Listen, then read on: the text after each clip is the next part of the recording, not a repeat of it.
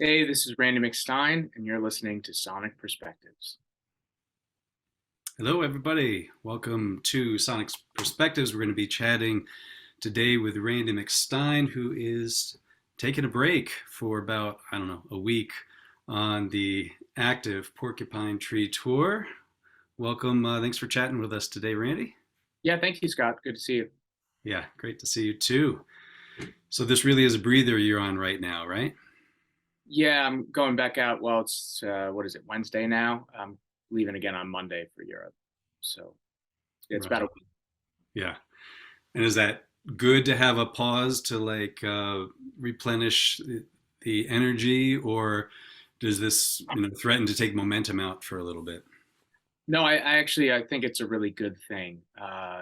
You know, whoever you talk to, they'll have a different opinion on when the sort of sweet spot in a tour is, both musically, but also from a personality standpoint. When you're out there for a really significant amount of time, everybody's got their own individual lives. And I think it's important to recognize where things can take a turn for a negative. And I think actually, this sort of point that we're at, everybody's in really good spirits. The shows have been great.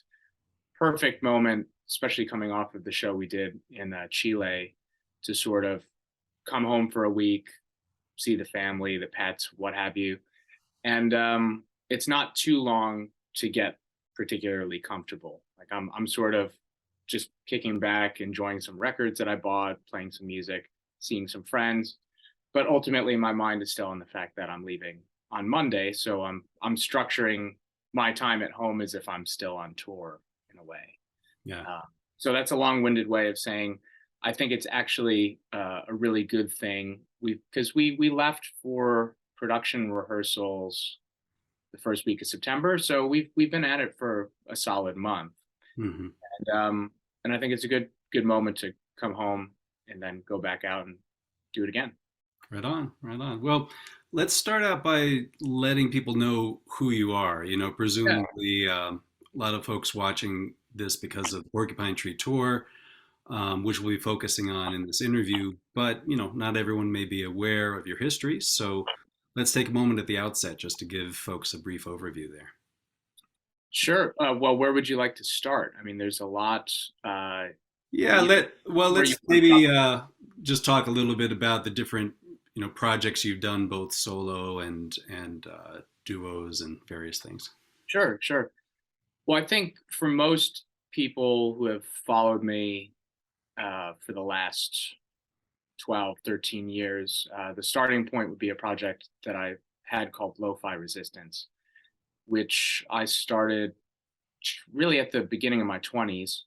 Uh, Throughout my teens, I had played in a lot of different configurations, regionally, both in cover bands and original music. A lot of instrumental music I made early on, just kind of guitar rock stuff, before I was a singer. And then somewhere around the age 15, 16, transitioned into starting to sing, write songs with lyrics, etc. And by the time of my early 20s, I was sort of in a phase of just not really knowing what I was going to do next musically. And I just kind of started writing this kind of hybrid of, progressive music and pop rock and singer songwriter stuff, just things that I was interested in at that time. And that became this project called Lo-Fi Resistance. And that slowly started to open the door to meeting people in the progressive rock circles, starting with Nick DiVirgilio. He was the first person that I worked with that was sort of like, seemed very much out of reach to me at that point of my professional career. But I reached out to him and he really liked the material. And that was 2009. And that started our relationship. And that first album is called A Deep Breath. It came out in 2010. That was the sort of springboard that I needed to start meeting people like Gavin Harrison and Dave Kersner and just like people who, through meeting them, opened up, a room full of other doors, basically. sort of unintentionally. You know, it was always my first main drive was to just make the best music that I could make given what I had available to me. And I would keep finding myself in situations where I was meeting somebody, and you know, it just kind of grows exponentially from that. And really my investment in my own work has continued to put me in positions where people say, like, I would really like to hire you to do this, this, and this. And like I said, for the last 12, 13 years, it's just kind of been one incremental step after another, sometimes very small steps, sometimes very large ones, to what I'm doing in this current moment, which is, you know, talking to you about being on tour with Porcupine Tree, which is not necessarily a specific goal that I had at the outset of this, but if I connect all the dots through my work and the people that I've met, it actually makes complete sense in a lot of ways that, you know, we've ended up here. Yeah. Yeah, and so just specifically, if again, if people are new and have only seen you on stage with Porcupine Tree, you know, Randy's got started off with lo-fi, then has a solo career with your own name on some releases, has a trio called the Fringe with Nick DiVirgilio and Jonas Reingold playing it, and then most recently working with Marco Minnemann as a duo, having released 2 albums so far for you guys. Yes, as McStine Minnemann. Yeah. So yeah. So it's been a full journey up to this point, and you know, we've chatted before and about various releases, and I've done a number of album reviews. So if after this, if people want to explore further, just search on the Sonic Perspectives website under McStine, and you'll find your way over there. Just to let folks know about that. Right. Had Stephen heard of you previously before this?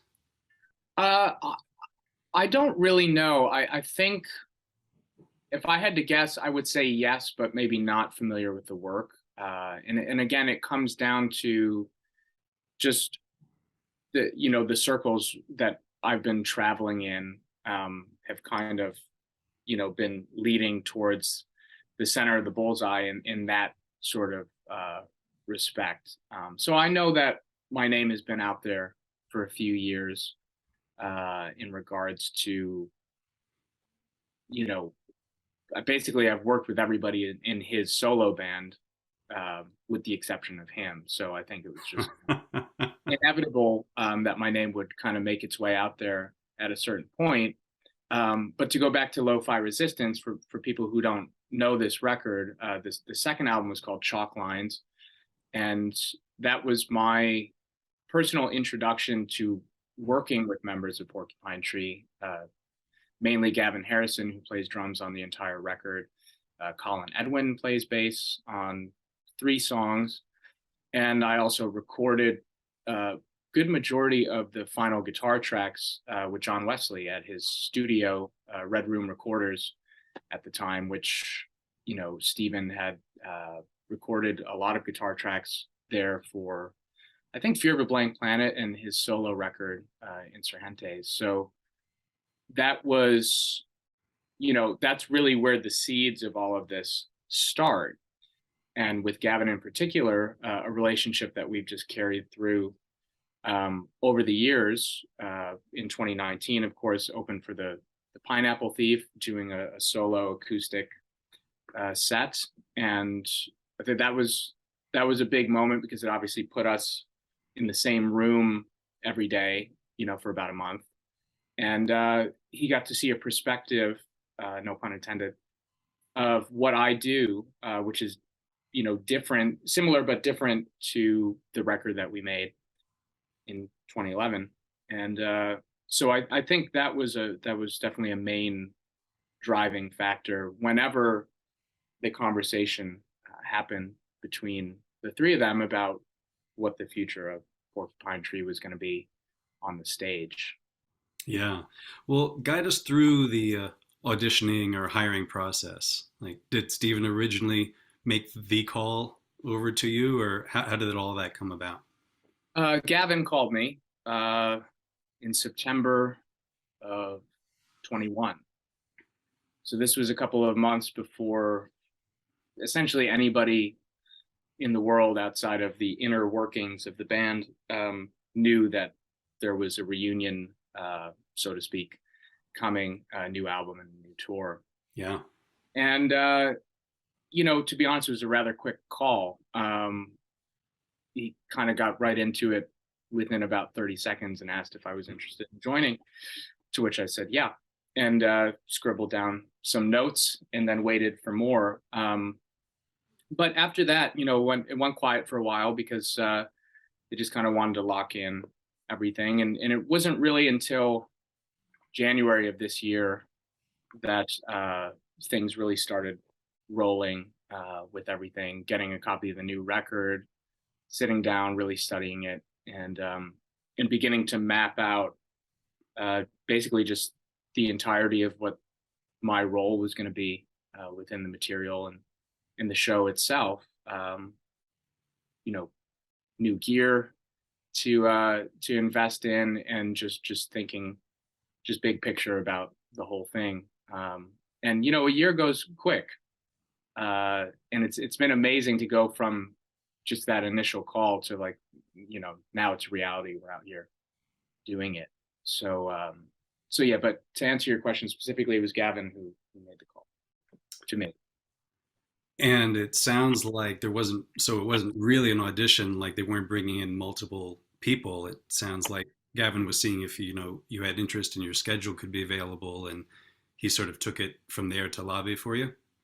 Yeah, he made it clear to me that I was who they wanted, in that, in the interest of just making sure that everything was going to work out as they thought it would, we would get together a few months before the tour, not technically as an audition, but basically as an audition, just to make sure musically, personality, that we could spend a week together knocking around some material, and for them to feel confident in everything. So we had a week of rehearsals in April of this year to basically tackle the entirety of the new record and a few back catalog songs. So essentially like half of the show that week. And in the interviews that they've done since, they will tell you that Nate and I were more prepared than they were, which was a good feeling to walk in and really, to really have it together. Yeah. And so that was good. I mean, I personally, I felt after the first day that we really had something, pretty significant. And it's only continued to obviously grow since then. I mean, one of the crazy things that I think people have to consider is, we've only played 14 shows together as a band. And some people are coming to see Porcupine Tree for the very first time ever. And other people have memories of, years past. If you look at their touring schedules, from 2002 to 2010, I mean, it was just constantly on the road. Mm-hmm. So I think I'm really proud of where we've gotten in a short amount of time. I knew that it was going to be good, but we continue to, I think, with every show, just lock in a little bit deeper, as you do as you get more hours together, both on stage and off. I think Mm-hmm. important. Yeah. How does it work with actually learning the material? I'm just always curious how that happens. Like, does Steven tell you specifically which guitar parts you need to learn, what he's playing, and like which harmonies he wants you to sing? Give us some sense of that process. So it's really kind of split with the new album, because it was completely fresh terrain. Basically, they made an album. They weren't thinking about how to approach it live. They made it as a trio, and you'd know that you'd need to have 2 additional people on stage to pull it off. So the new material, I had some what you would call stems of isolated guitar and vocal tracks, and I took the initiative early on, as soon as I got it, to start kind of making my own. I kind of became the musical director for the guitar and vocals of the new material, just to start us off, because I know Steven's got a million things going on. And to get back to, I think one of the reasons, I'm here is because I'm trusted for my reputation as somebody who's easy to work with, but also, my taste as a musician and as a composer myself. So I think there was a complete trust for me to take that initiative. So I basically just drafted a very long Google Doc going through each song and section with suggestions on who does what. I sent that to Steven, and he just kind of went through it and, just marked where changes had to be made, essentially.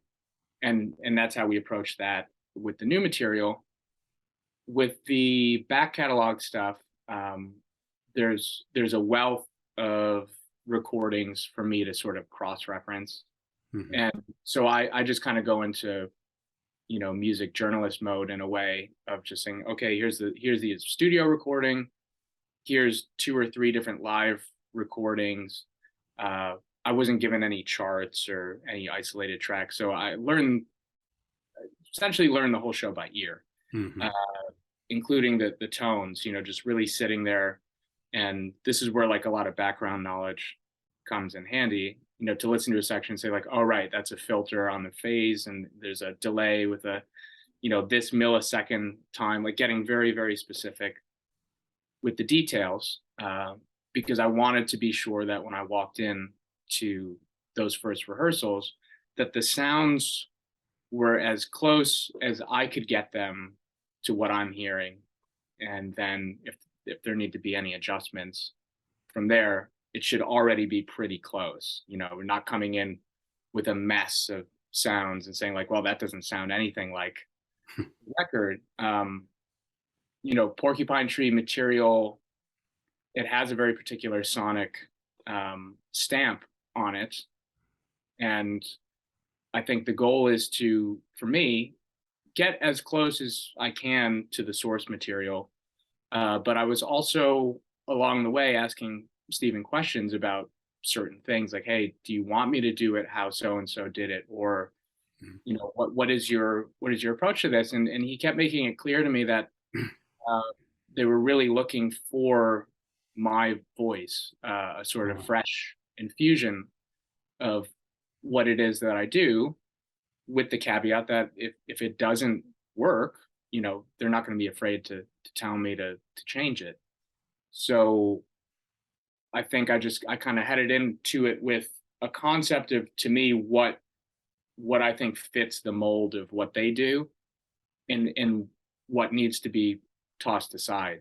There are plenty of things in my toolkit that I'm not using for this because it's not applicable, but it allows me to focus on other aspects, which make me very happy, because I feel like this gig is one of the only ones I've ever had that really brings together so many of the elements that I might sort of do in my own work, but doing it with somebody else's, so I think it's just a really good fit. Right.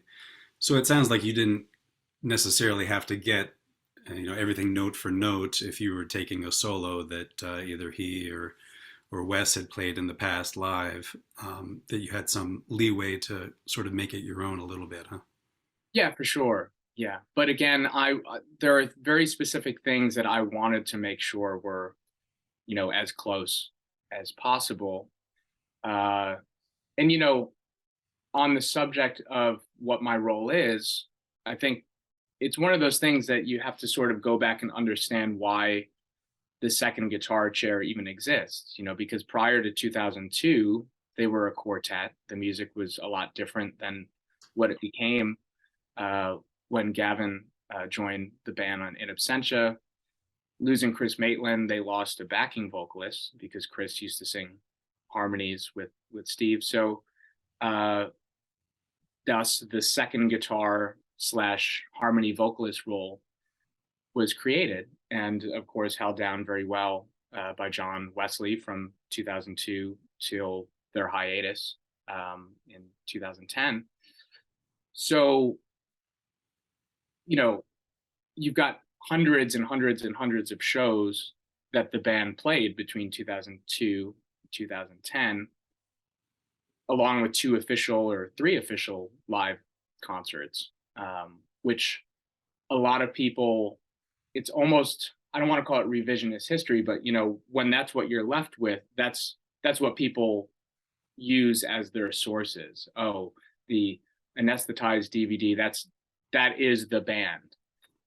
So the temptation in some ways for me is like, well, why not just do everything that John Wesley did? But that's actually not what I'm being asked to do, essentially. But what I have the ability to do is to reference what he did and reference the source material, because the source material is Steven, period. He's a guitar player on the record. So I don't need to do my interpretation of John Wesley interpreting Steven at that moment in time. Right. I could look at what Wes did and say like, oh, I really like what he did there. I love that sound. I love his approach. Or I can say, oh, I would do that a bit differently because this is me in this role, you know, and it's not up to, you know, it's up to the fans or whoever to debate or not what they want to hear, what they don't want to hear. What's important to me is that the band is happy and that I feel like I'm contributing to the music in a really positive way. Mm-hmm. So I think with some of the back catalog stuff, it's given me the opportunity to do my own thing with it. And with the new songs, there are so many really fine details in the recording. And like I said, nobody has approached it before. So it was very fun for me to try to really bring out some of those background details and actually string them all together to, you know, to make really interesting guitar parts. Right. Yeah. Vocally speaking, you seem to take a fair amount of Steven's falsetto moments, which are, you know, becoming more and more frequent in his career overall, especially on the new album. Did he request that of you so as not to blow out his voice on the tour, or for some other reason?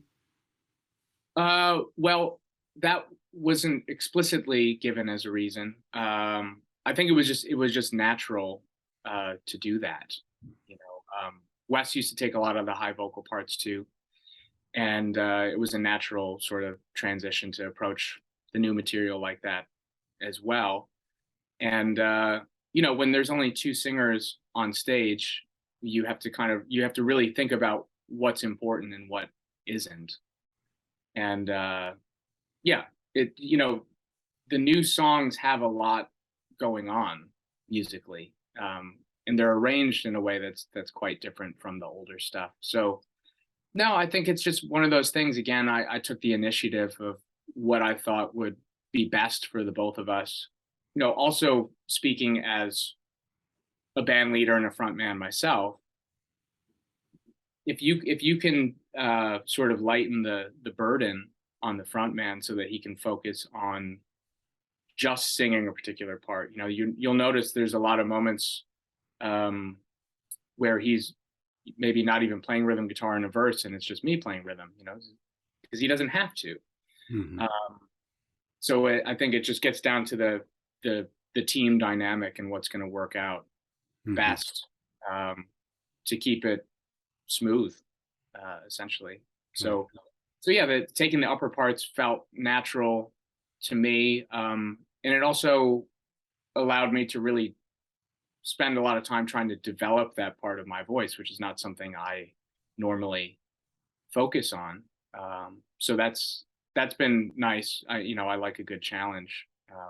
So it's just, you know, it's given me another tool for the toolkit to have to take on those parts, and some of them are really, really high. so it's good. Yeah, it's I feel like it keeps getting stronger, really. Yeah.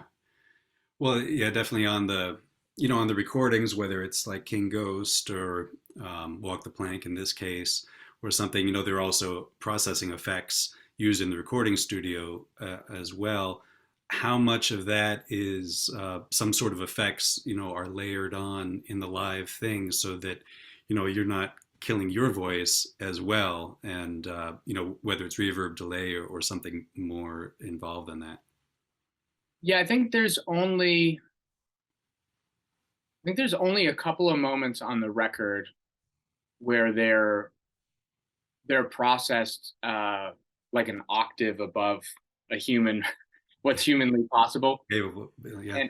And I knew those weren't going to be, I couldn't do those. So, workarounds like Rat's Return has this very high vocal bit, and I I came up with this idea for the final time around to just play it on slide guitar, and that's been kind of a different take on it. And then I think Walk the Plank, yeah, there's a really high one at the end. Steven's just doing it an octave lower, Hmm. which is high. But things like the high bit in the chorus of Herd Culling, or the high octave harmonies on Chimera's Wreck. Yeah, that's au naturel. I mean, it's just Yeah. however our sound man is pushing it out front. I'm not sure. I haven't had the pleasure of sitting out there for a show yet. But yeah, what I'm giving him is as close as I can get to just doing it. Yeah. Wow. What's been your favorite song on the set list? Hmm. Well, I got to be careful here because I can't name anything that. I mean, I'm sure everybody knows the set by now, but I don't want to give away any spoilers.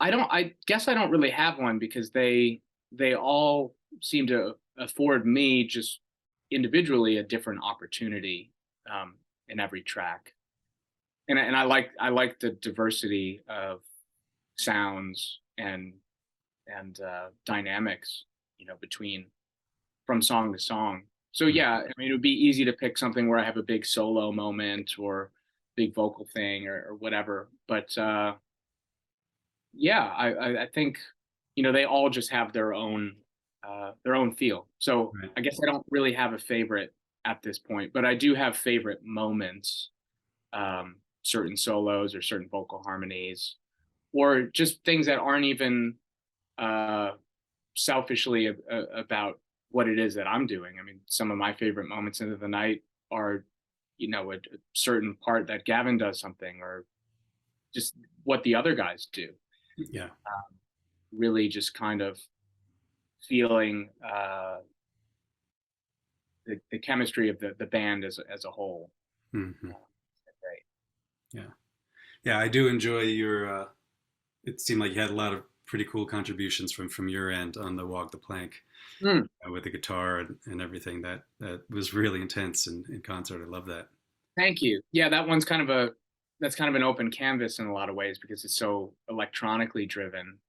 Uh, but there are a couple of guitar things that are sort of subliminal in the recording itself. So I was able to sort of cover those and again add something that's in line with what the song is sonically. So yeah, that's a really fun one for sure. Yeah. You know, I remember I was with you when the announcement was made publicly about you being in the band, and we were on Cruise to the Edge at the time, and it was a really cool moment for you because you're surrounded by dozens of your peers and your friends, and as this big unveiling was made, uh, and you've got a lot of experience and history playing, as you said, with people in Porcupine Tree and Stevens solo bands.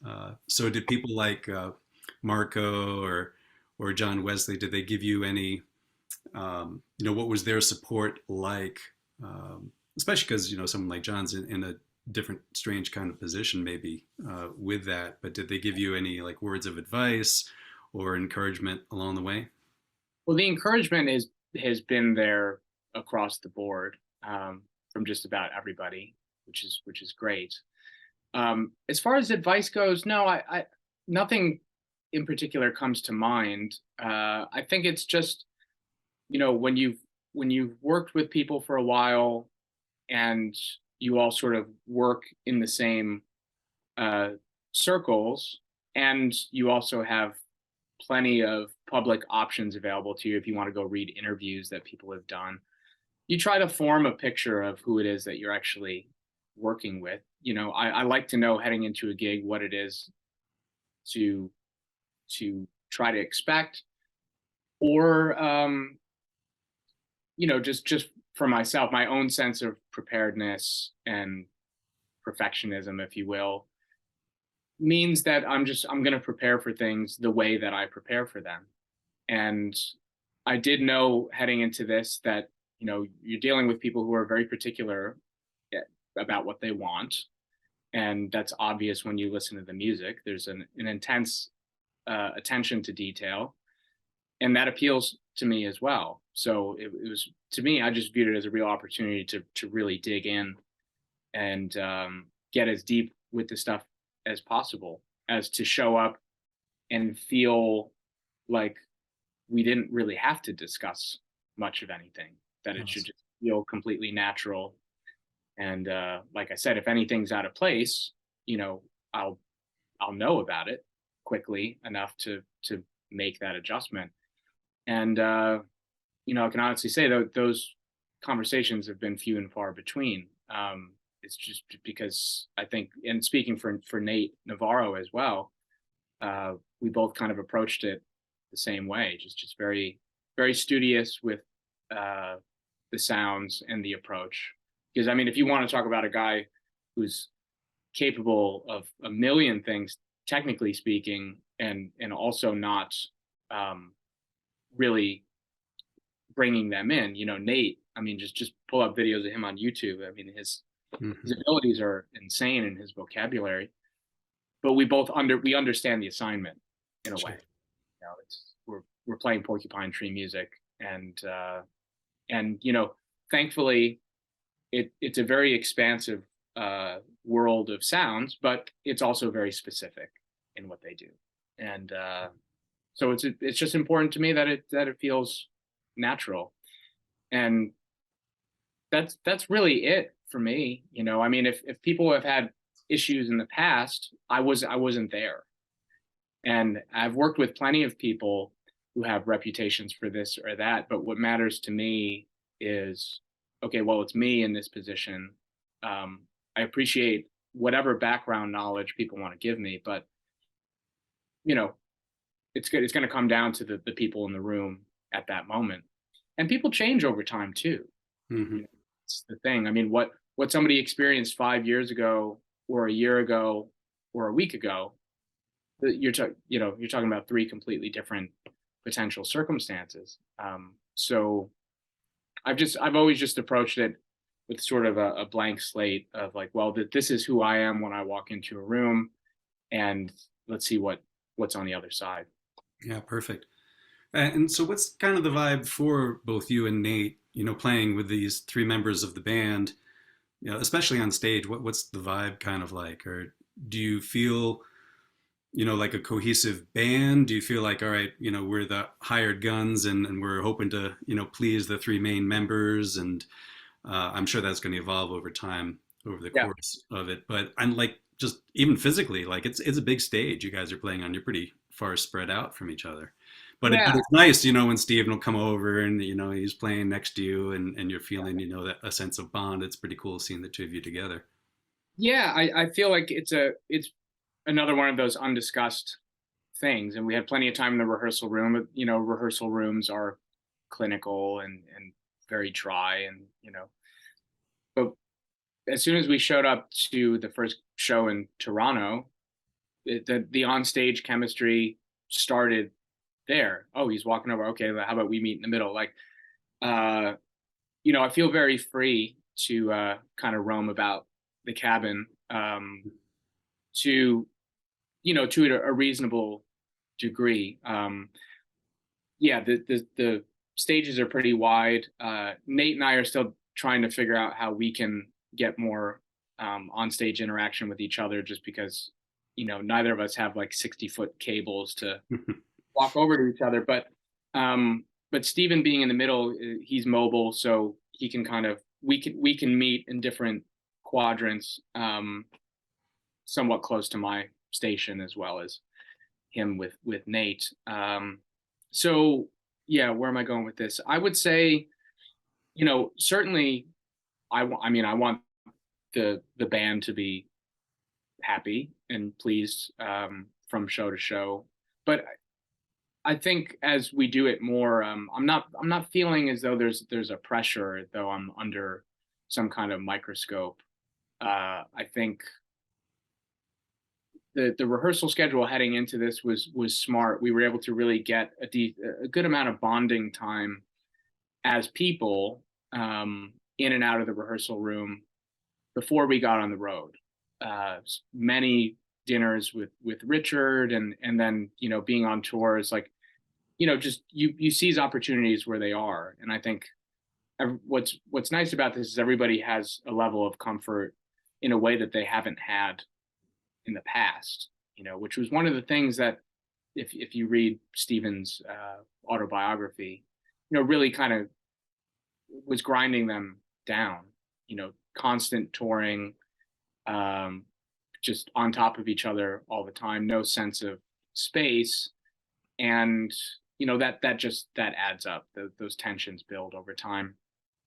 This is put together in a way that everybody has their own individual sense of comfort and space, so that when we come together to hang out, socialize, play the show, it's all very positive. And each day we're kind of building those relationships further, in its own time.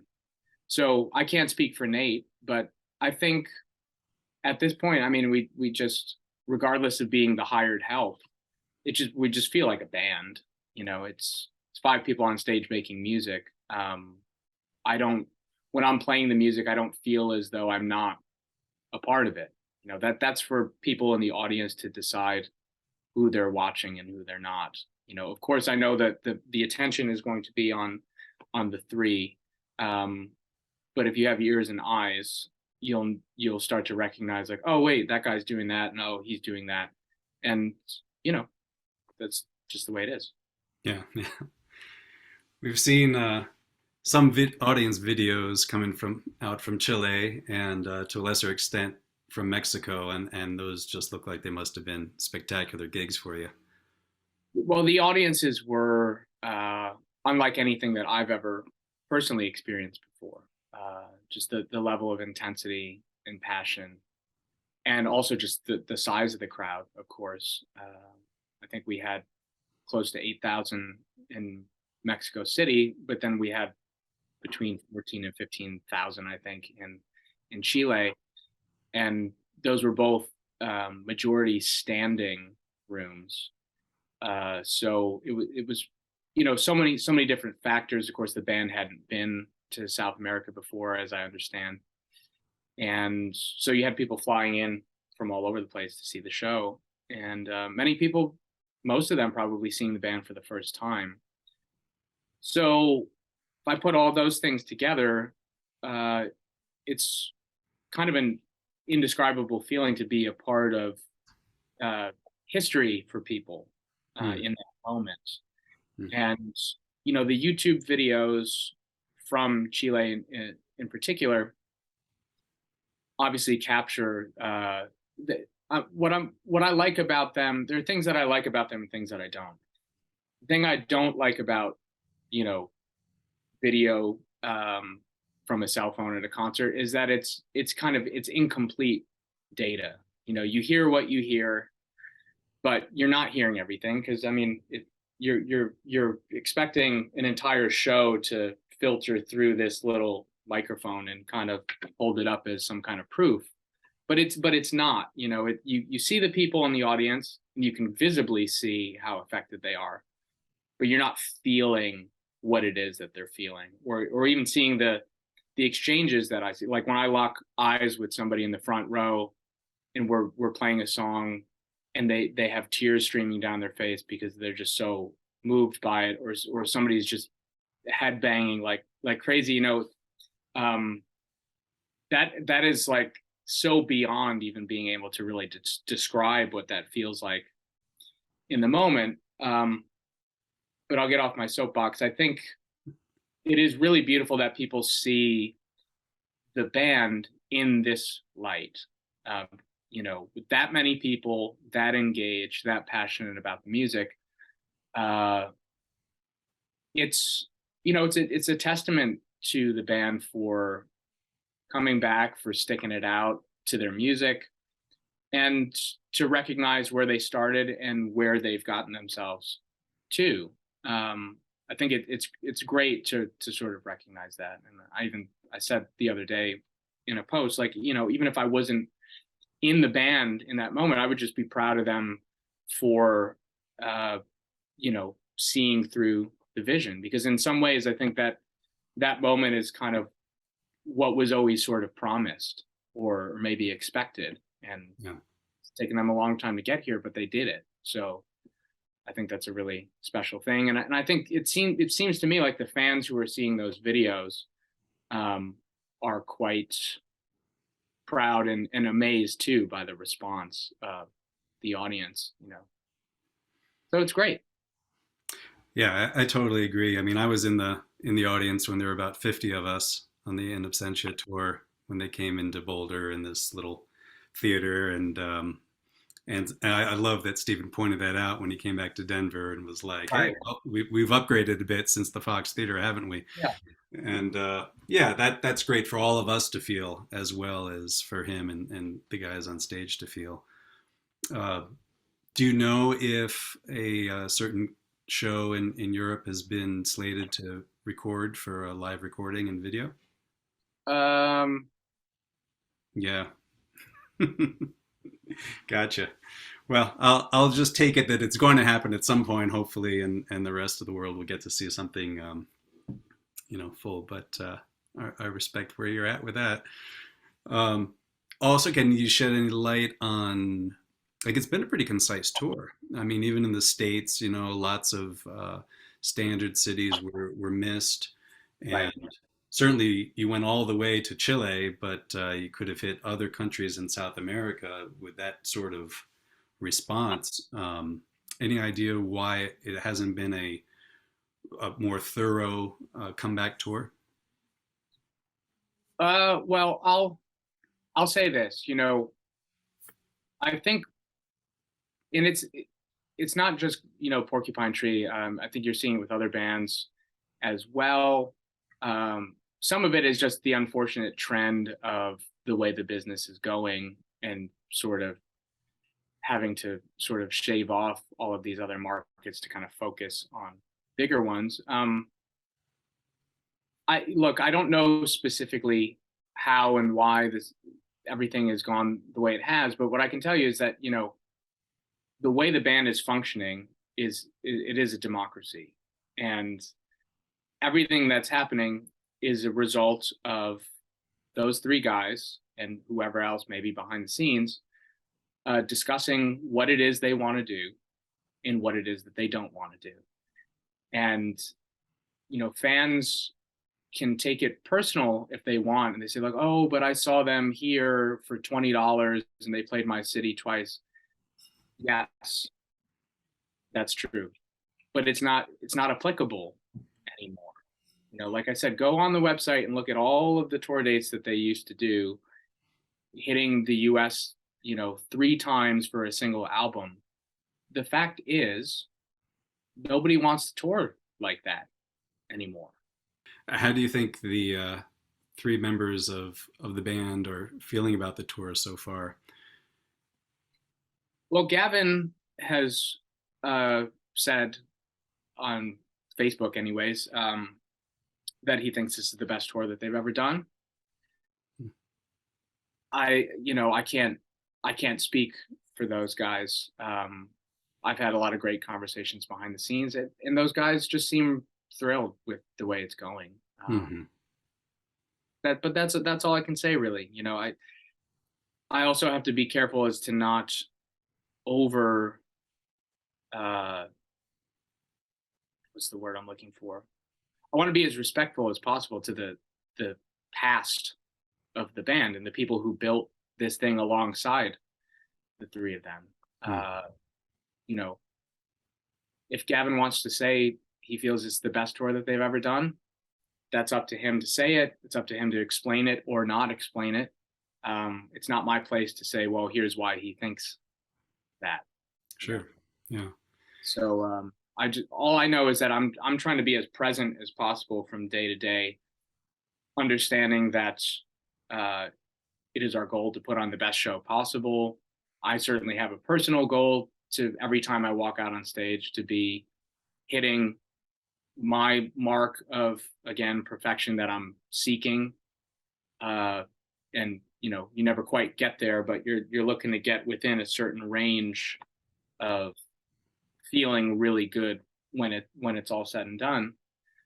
And really just understanding that this will be a difficult emotional thing to sort of deal with, the fact that like this is one of the greatest sort of gifts that I've been given as a musician and as a performer of my life, to perform with these guys, and knowing that there is a time limit on it, which is unknown, but heading into it, like having to understand, hey, you're going to get really attached to this. You're going to love it. You're going to soak up all these experiences, but you can't cling to it, because like, it's going to move on. It's going to change. And I was on my own path before this came along. This was a complete surprise. Right. And it came in, and, it's taken priority for me for obvious reasons, but it's going to last till it doesn't.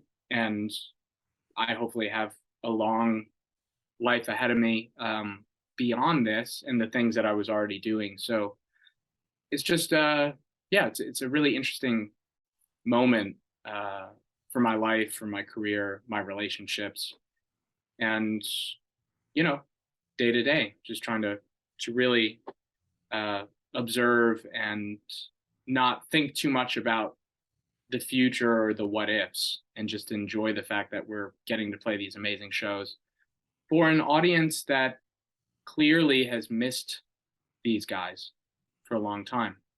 Yeah. And by the sounds of it, the fans certainly hope that it's a continuation of sorts. That's right. But ultimately, those guys will decide what they want to do. Yeah. What surprised you the most about touring thus far? Surprised me the most, like musically or personally, or? Well, the experience, like, how did how has reality matched what your expectations might have been about touring with Porcupine Tree? And maybe surprise you in good ways. Yeah, I'm trying to think, really. I mean, I've done plenty of touring, so it's not as though I've headed into a situation sort of deer in the headlights, like, oh my God, like, I don't know what's happening here. Everything that I've done has sort of prepared me to sort of, again, walk into this sort of role. Yeah. But if I think about the band specifically, and I think back to when I was on the other side of it and I didn't know anybody and I just went to concerts and just felt the experience as a fan. I don't know. I guess it's just the scale of these shows, just feels, again, this is something, it's been a long time coming for these guys. And if you started out watching them in clubs and then maybe saw them in some theaters, it's been a part of this progression. I've just been surprised just how animated the audiences are about hearing the music. And I don't know if I have any other surprises necessarily. I like the feeling of the consistency of, like, we have a show that we're presenting. A couple songs kind of drift in and out, but it's every show's an opportunity to my perspective to just drill in a little bit deeper with the stuff. The way I felt on night one, that was its own door to walk through, and then you do it a second time and a third and a fourth, and you kind of build this sort of on stage vocabulary. It's in the fine details. You know, I'm still constantly adjusting. It's like I didn't show up to the first gig and say like, oh, my job's done, because I'm always looking out for something else. But oh wait, this could be slightly different, or maybe I can try this. So every show is an opportunity to sort of, you know, do it again, and it's a fresh room of people, and they're all excited to be there, and that's just a nice thing. It's not a surprise, but it's good. It's good to feel that again as a touring musician, having not felt it for a few years, and playing music that you know is really elevated, sonically, visually, and then the give and take with the audience. Really having fun interacting with people. Yeah. Yeah. What's it like also interacting with the drummer? I mean, you've played with such amazing drummers, Nick DiVirgilio, Marco Minnemann, and Gavin Harrison here on stage. Do you approach the guitar differently? Do you approach the stage dynamics differently depending on that, who is in that drummer's seat? Oh, absolutely. Yeah. It's I've always had, musically speaking, if I think back to most of my relationships, it's usually the drummer that I'm the most connected with, musically speaking. You know, because it's driving the whole train, and you work within the parameters of the strengths and weaknesses of whoever you're working with. Mm-hmm. And you know, I'm incredibly fortunate to to do work with the three, you know, just the three people that you've mentioned, who, as individually speaking, any one of those guys, just incredible. But when you have an assortment, you can really kind of lay it all out and get into the specifics of what it is that you love about somebody's playing. And those three guys can they can be mentioned in the same sentence, but they're all completely different drummers. You know, what the commonality is the level of craft that they've attained, and you know, the pedigree. But as individual voices, the three of those guys hitting the same drums sound completely different. So even though Gavin and I did the Lo-Fi Resistance record in 2011, this is the first time we've had the opportunity to actually play together on stage. And I mean, what can you say? I mean, it's just so inspiring to have that in your ears every night. Mm-hmm. And to know that he's always going to be pushing himself, song to song, bar to bar in the music. And I love hearing him go for things and knowing that, you know, he's always going to land it. It's like, it could be so far out when he starts, and I'm like, oh, I'm an observer in this moment to see how this ends. And also having to remember, like, oh yeah, don't lose the rhythm, by the way. So it's fun, you know, because it's some of it is like it's active listening, you know, you're trying to vibe with what is happening on stage, but it's also, you have a specific part to play, and obviously you want to make sure that you're delivering it. So I'm kind of splitting my brain between the performance part, I should say the visual performance part, you know, to not just stand there and just do this, but to actually put on a show for people, to make sure that I'm literally pushing all the right buttons at the right time, which is very difficult to do, especially when you're singing and playing at the same time. Yeah, a lot of buttons. And then to really try to just appreciate what everybody's doing in the moment. And you know, on a nightly basis, you know, things just catch your ear. I mean, Gavin obviously will take up prominence because he's, like I said, he's driving the whole thing, and you're getting so much power from him on the stage. But listening to Richard every night has been just an absolute joy, because I'm finally, you know, and he's the closest to me on stage too. So there are plenty of moments where I'm not playing where I can just kind of watch him do his thing. And, that's super inspiring. Actually, since I've been home, I've been hooking up my various keyboards to pedals and stuff to just, because that's been a real fresh sort of inspiration to work with somebody that's, coming from a completely different place in this terms of this sort of sonic world that he sets up. Mm-hmm. And so that's great. And and look, Steven is Steven. I think it's really fun to interact with him. He's changed a lot as a performer over the years, and that's another thing that I'm sort of inheriting by stepping in at this moment in time, where the journey of those three guys over the last 12 years, with Steven as an artist and performer, Gavin, with Crimson and the Pineapple Thief, and then all of the solo stuff that Richard has done, and he's always doing collaborative things. I really feel like you're seeing the three of those guys at a peak of sorts. And so me getting to be where I am on the stage means that I'm not interacting with 2009 Steven. I'm interacting with 2022 Steven, and he has a whole new sort of way that he has built his persona in that time.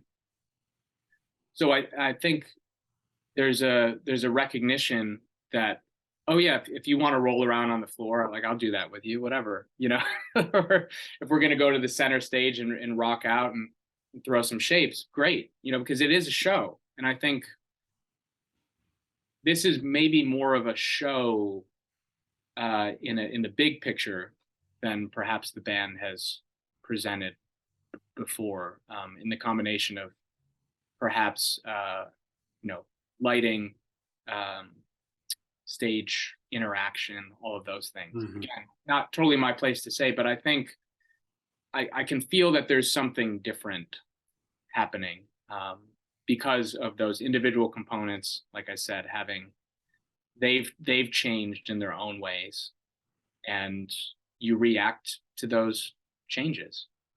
Yeah, you're definitely hitting at a good time here, because it just seems like all of them are just having fun, and they're enjoying each other. It's such a different dynamic for all the reasons you mentioned. So it's I'd imagine this is just an ideal time to get to play with them, literally. Yeah, there's a lot of smiling on stage. There's a lot of musical in jokes, and and again, the time you spend off the stage, you bring that to the stage in one form or another, even if it's just the understanding between two of you. Maybe Gavin and I had coffee yesterday and we talked about something. Well, to me, that you bring that to the performance, because the deeper you understand somebody as a person, you kind of you get it from a bigger picture of, like, well, we know who they are musically, but personally, like, how does it all fit together? Because a lot of times a musical personality is probably an extension of just who you are as a person. And whether you're focused on playing really fast or playing really kind of spaced out or whatever, I mean, it's a general sort of demeanor. So I just I like meeting people and asking questions and just kind of bringing as much as I can to the music from as many sources as possible. I mean, what people are seeing is, you're seeing a 2.5 hour show or whatever, and you're playing music, but it's the life in between is what really informs what's happening up there. Right. Yeah. So you guys are about to jump back into it. And, at this point, obviously no one knows if there'll be continuation or not. What's 2023 look like for you after this whirlwind, this tornado has come? Yeah. Well, there has been a third McStine and Minnemann album in the works for a while. The sort of glacial pace that it's been moving at rests firmly on my end.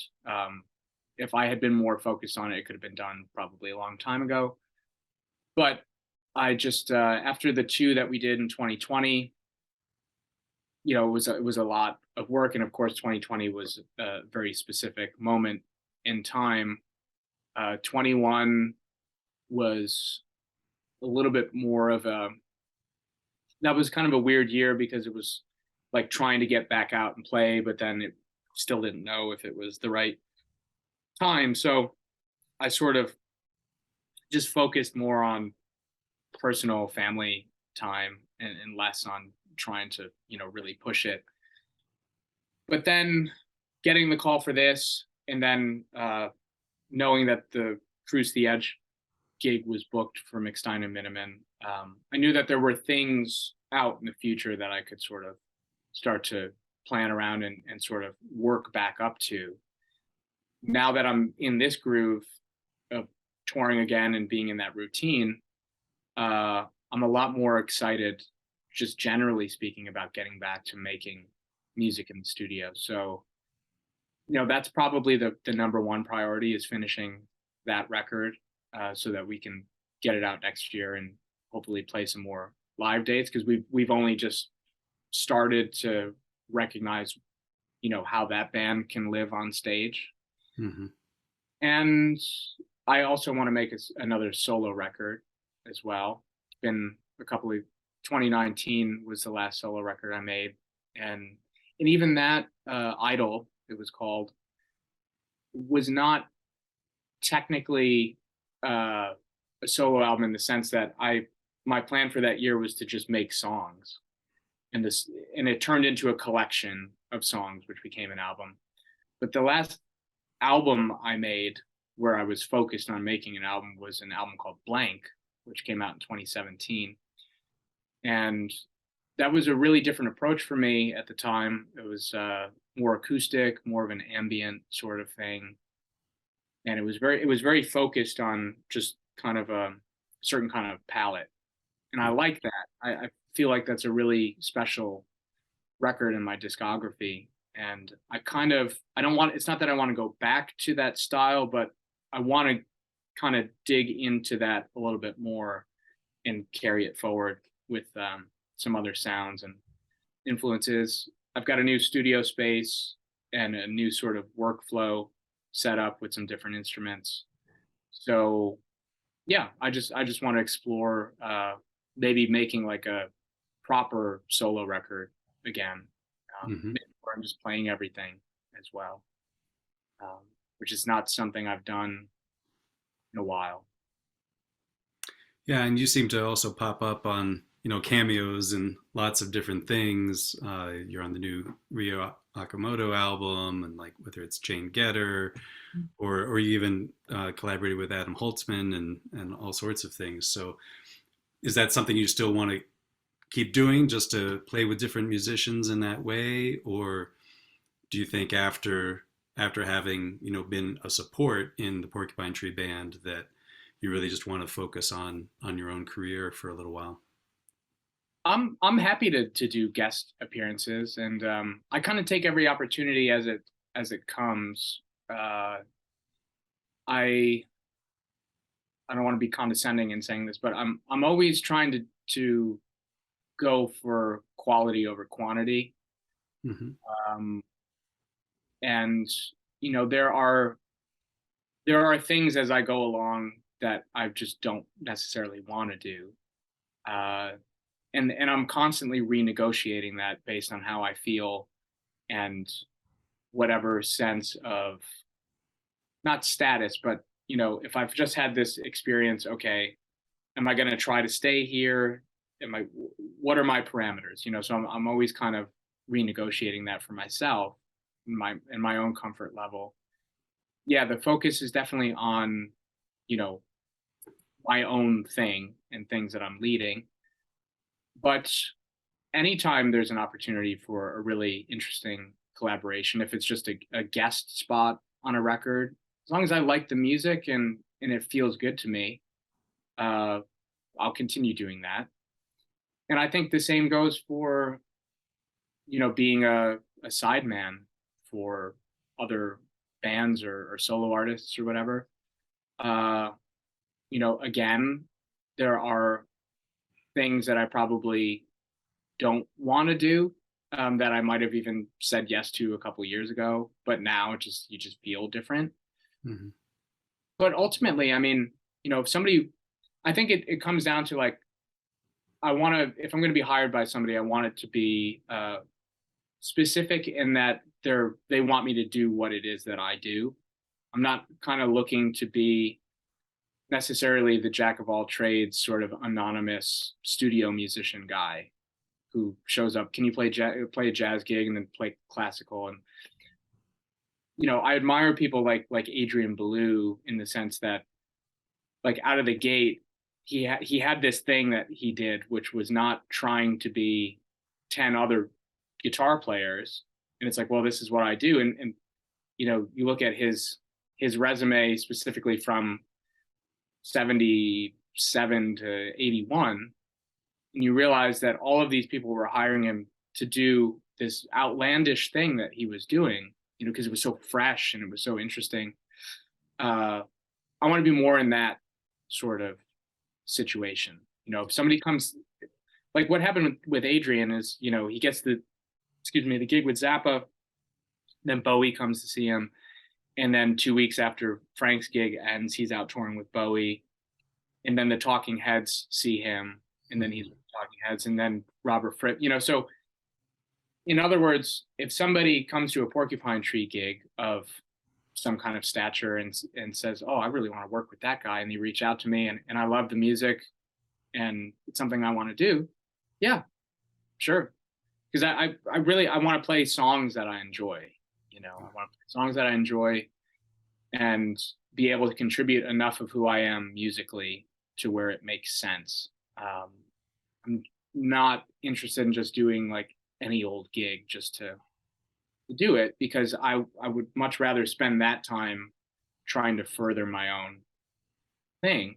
And you make sacrifices along the way. When you say no to things, you're shutting off a certain supply of money or experience or whatever it is in order to keep yourself free for something else. If I was a guy that was constantly trying to fill my calendar with every little thing, I don't know if I would have had the career that would have made me a candidate for this kind of gig. Right. So, I try to be strategic to a degree, but I'm also very much kind of a go from the gut person. Any of my own work that I've made has always been because I was just trying to make a great piece of art at the end of the day. And if it somehow led me to meeting somebody within those projects, and then I met somebody, and then I met somebody, and it just kind of kept going, I was sort of like unintentionally dropping seeds and planting things. Yeah. Well, sometimes those really sprout up. I got a good chuckle, just on the Cruise to the Edge, how many times you were going on stage with different artists, sometimes for a song here, sometimes for a singing part, a guitar solo here, and you were just nailing it right and left. I saw the majority of them. It was great. It was super fun. It was a lot of work, but it was good. And yeah, I mean, as the years go by, it's like Cruise the Edge is a perfect example. Having been there multiple times, you get the lineup, and then suddenly you realize, like, oh wait, I know that person from that band, and I know them, and I know them, and it's not like a name dropping situation. It's just over time found myself, sort of in the club, so to speak. Yeah. And it's been this sort of transition that as it's happening, I almost haven't even noticed it until you start to realize, like, you look around the room and you're saying, like, well, I am here. Okay, well, I guess I'm here. And then, you meet people within that. And I feel like that's how it's continued to go. Like working with Marco is an interesting one, because I can't honestly say, it seems as though we would have met at some point, but he wasn't necessarily on my radar personally as somebody that I was going to try to work with or get in touch with. But it happened through somebody else's music, in this case, Dave Kersner and his In Continuum project. Yeah. So somehow it goes from, okay, this person has created an album. He wants the two of us to play on it. We play on it remotely, but then he takes the step to book a live show and he brings us in. And that puts us in the same room together. Now we're playing. Now we're hanging out at the bar afterwards. Now we're talking about music we like or movies or just life experiences. And suddenly you realize, oh yeah, I'd really like to work with this guy, because you're seeing it from a different perspective. And then now we've got these records that we're both incredibly proud of, certainly some of the best work I've ever done. Mm-hmm. And you realize how fragile it all is in a way. It's like, well, I could have said no to that gig. You know what I mean? That's one of the gigs I could have said no to. Right. So like, or not even said no, I just could have been busy that weekend. Sure. So like, I'm sorry, I can't get out of it. I've got this other thing going on. It would have been somebody else in that room, and and then that's the way it goes. So it's I don't know. You can only plan for so much. I think if anything, if I think sort of deeply about my own work, I suppose there is some sort of intention that I've been moving towards, which is always just, like I said, to make the best work that I can make. But I suppose the focus on that, maybe it's recognized by other people, I don't know, but you find yourself suddenly in circles of people who maybe care about things the same way that you do, and that's the bond. Mm-hmm. Or there's the style or the sense of perfectionism, whatever it is. I keep saying this word perfectionism, not to make the claim that what I do is perfect. It's more about, like, we all have a different line internally, I think, for ourselves, what we're trying to hit. Yeah. What is that sort of over under of when I set out to do something and I step away from it, do I feel like I've accomplished what I set out to do? The beauty in a lot of ways is never getting there, because it keeps you sort of pushing for the next thing. I can recognize that in some ways what I'm doing right now, I'm performing at the peak so far of my ability. Like, I feel like I'm giving the best that I've ever been able to give. Mm-hmm. But it's not going to end there, because I'm going to pull up some recording somewhere and I'm going to say, oh, God, I gotta drill down on that more. And that's how it gets better. Within a healthy degree, obviously. I'm confident enough in my abilities to feel as though I belong where I'm at. But I'm never resting on that, because I'm always, it's that whole, the more you learn, the more you realize the things that you don't know. Mm-hmm.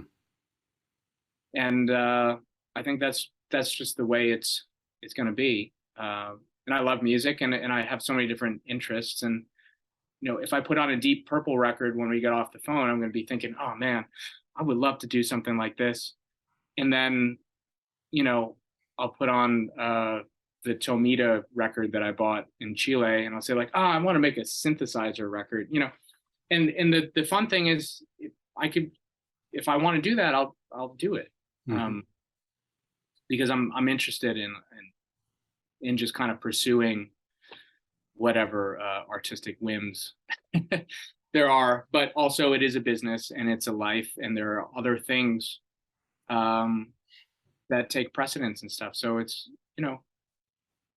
it's a time for me of I was trying to describe it to a friend of mine recently. I said, part of what's happening for me in this moment feels like a victory lap, based on all of the things that I've done to get to this point, and frankly, a lot of very difficult things in my life to get to this point. Mm. Then the recognition that like, well, it's also like a whole new thing. It's a new chapter or a new book. Who knows? But I'm excited by it, and I think the potential to just keep doing really good work is as strong as it's ever been, stronger. So, And you got no lack of inspiration coming your way for when you do get back in yeah, the recording studio for yourself. So you're gonna have so much to draw from now. yeah, yeah, man. It's gonna take a while to process all of this. Even being home right now, talking to you. I mean, I got home just a couple of days ago, and like I said, my eye is on the calendar and the fact that I'm leaving again in a few days. But I'm like back in my space and thinking about how I felt when I left a month ago, Yeah. and just all of the experiences in between. It's incredibly uh, just grateful and just fortunate to be doing this right now. Well, yeah, I'm psyched for you. I'm psyched for the band, and most of all, psyched for the fans who are really getting to witness this. And you know, I'd be very happy with continuation, and we'll see where the gentleman where it all lands. Probably a few months or a year after the tour has ended. And I know Steven's already got his next, chapter planned for his next solo album and likely tour for that. But yeah, we'll see what the future holds. But regardless of whether it's continuation or closure, you're now part of this story. Yeah, yeah, it's one of those things. Again, it's it's a real honor, and to recognize, the word history. It's just so weird to say like something you're doing in the moment is a part of history. But in their case, it is true, and I'm happy to be a part of it. Yeah, sweet. Well, great to catch up with you, Randy. I'm glad we could make time in this brief lull. Yeah, yeah. And all the best to you going back out. I hope the next leg is just a fantastic continuation, and that you guys get feel even stronger, locked in, and just have a blast. Thank you, Scott. I really appreciate it. Yeah, man. All right. Thanks, everyone. Do check out the McStine Minnemann 2 releases that have happened so far, because they're excellent, and Randy's catalog previous to that I highly recommend. And we'll catch you next time. Thanks, man.